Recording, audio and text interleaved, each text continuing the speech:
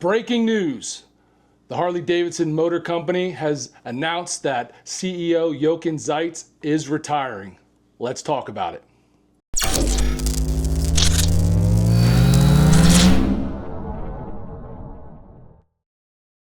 That's right, guys. It's official.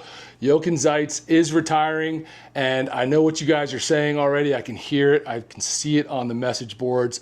Another video about Jochen Zeitz retiring. How many of these are we going to see? Well, it's breaking news in the motorcycle world. This is a motorcycle channel, so we're going to talk about it. So before we do that, we've got a surprise guest to talk about this with us today. Let's bring him in. Drum roll. Drum roll, please. What's up? What's happening? What's doing, man? That's George. I'm Bert, and today we are talking about breaking news in the motorcycle world. Like I said, Jochen Zeitz, after 5 years with the company, has announced that he is retiring.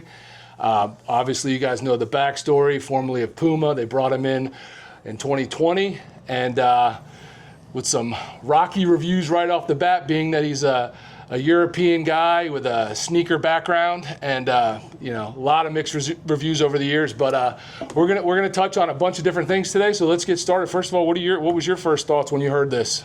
Well, my first thought is they're in a tough market. So Harley has not had the growth that Jochen has promised. He's been there for 5 years. Yeah.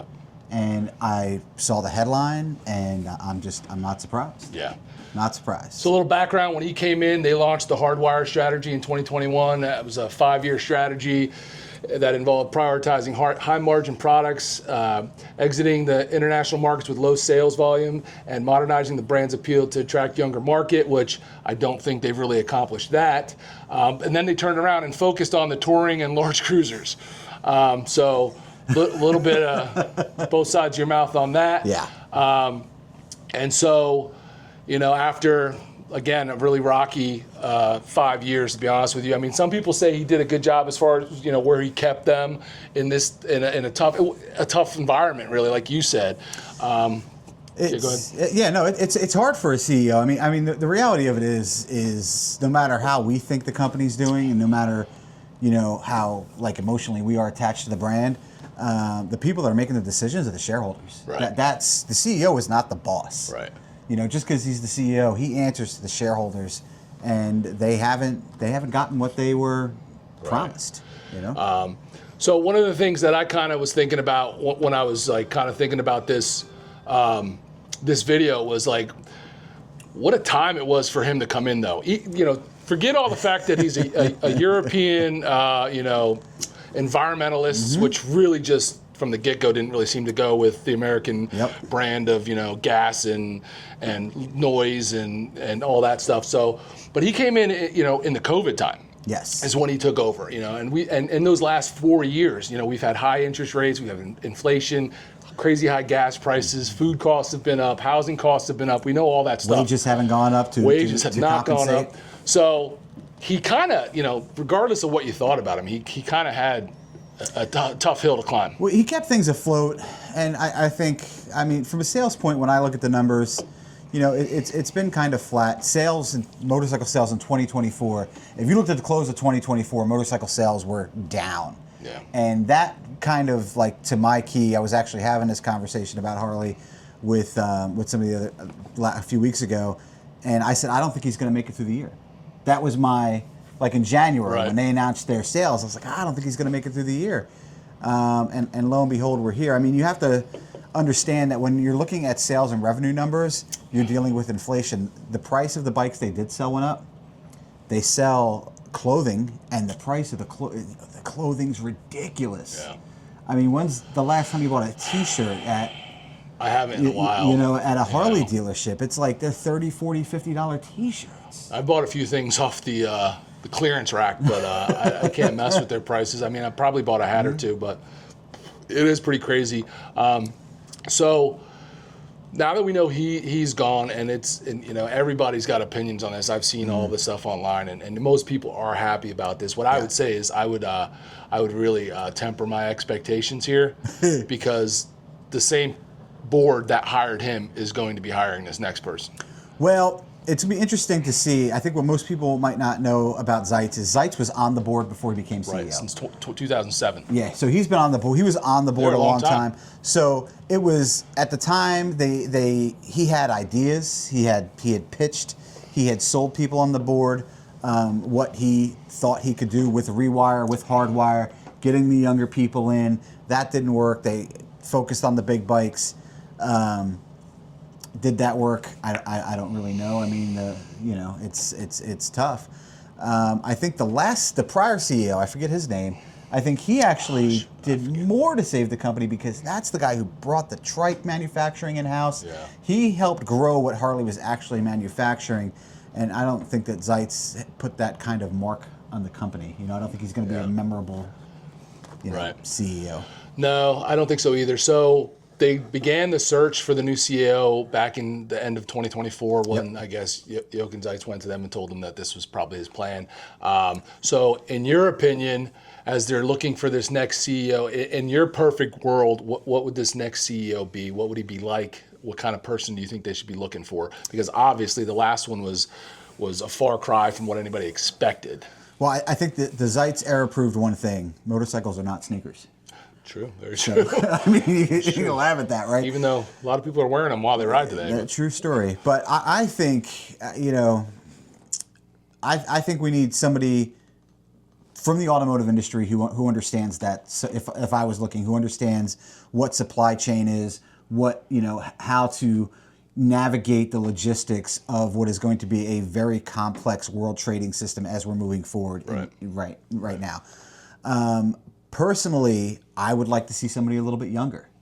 Yeah, that would help. Maybe, and when I say younger, I mean like 50s. I think that's pretty young for a CEO of that caliber.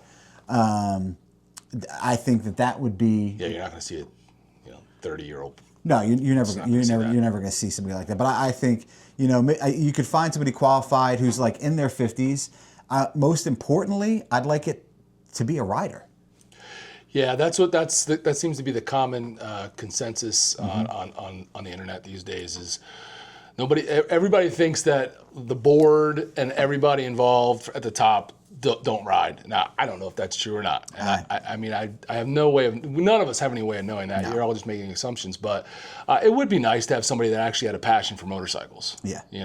And I don't know. And people said Jochen rode, but I don't know what his passion for it was. I have no idea if that was just something that he was doing because he was the CEO or if it's something he's always done.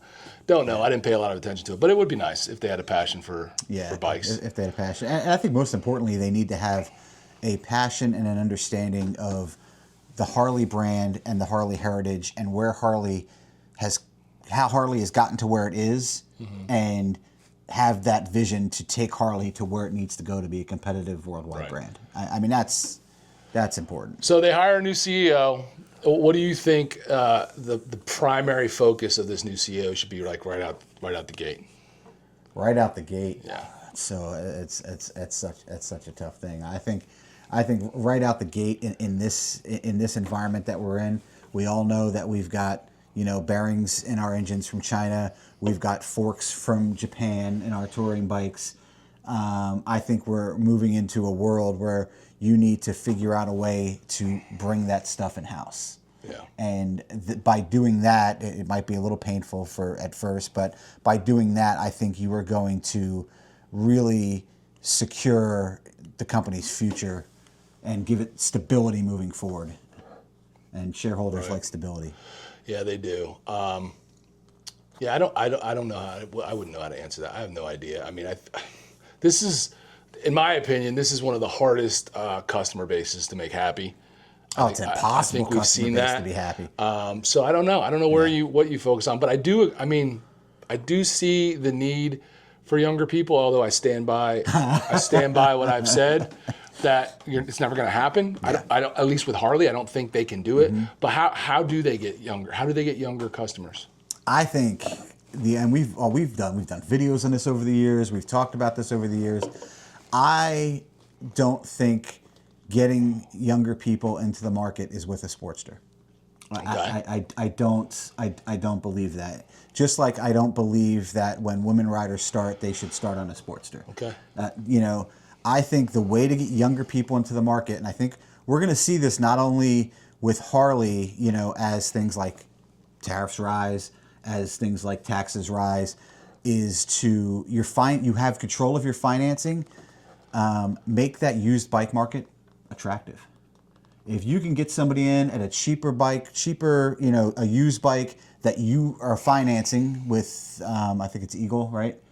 That they finance whatever through. Their HD credit is. Yeah, whatever Harley HD Financial is. And if you could get somebody in on a used bike a few years old with a reasonable interest rate, not the interest rates they're charging for used bikes right now, which are absolutely ridiculous, then I think you can open up a younger market financially. Yeah. Do you think they'll ever come around to building something new, smaller, more affordable? I doubt it. I don't think so either. I don't. I know that's what everybody wants, but I don't see it happening. You know, everybody wants it, but nobody's going to buy it. That leads me to my next question. That leads me to my next topic, the Bronx streetfighter. Which now, as soon as this happened, all the comments are great. Now they can finally put out the Bronx streetfighter. Bronx streetfighter. I've seen it everywhere, and I wish they would.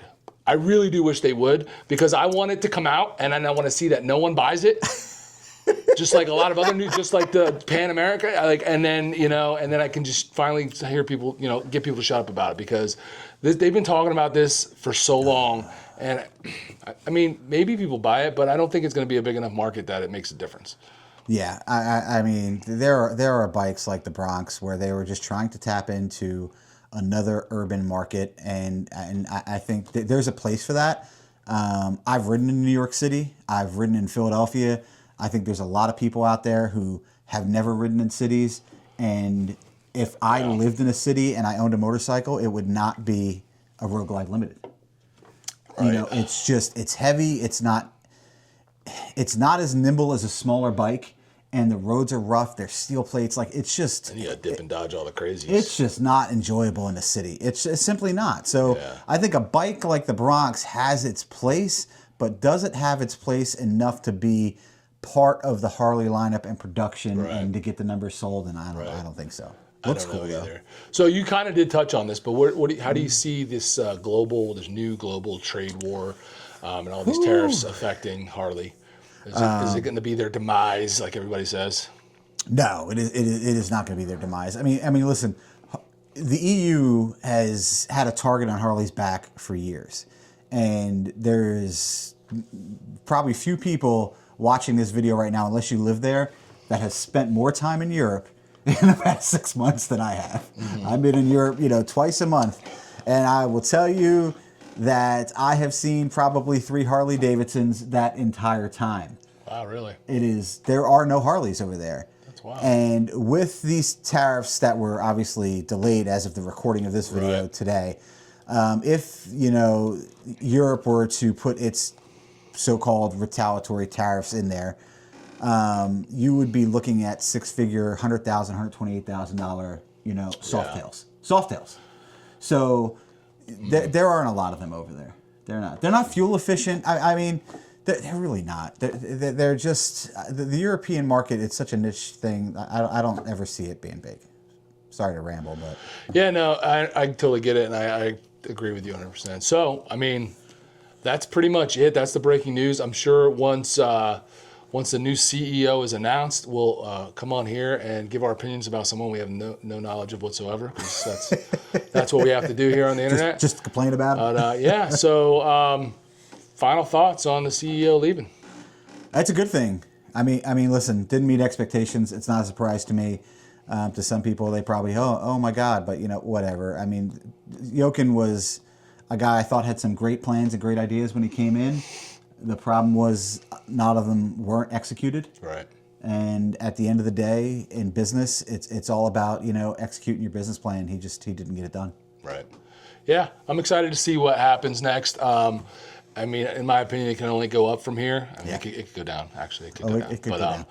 My hope is that it can only go up from here, and I'm excited to see what happens. And I don't, since I've been riding a motorcycle, everybody has been saying not everybody, people have been saying since I started that, Harley was dying and it wasn't going to be around in 5 years. And then, that keeps going 5 years, 5 years. Keeps going. I don't see the end of Harley anytime soon. But I just want to remind people, man, that Harley corporate is not the Harley culture. No. They're not. Now, I know they've gotten away from the mom and pop dealerships, but the riders, the community, and some of the dealerships are the culture. And I don't really worry a lot about corporate. You have no control over it, so why worry about it?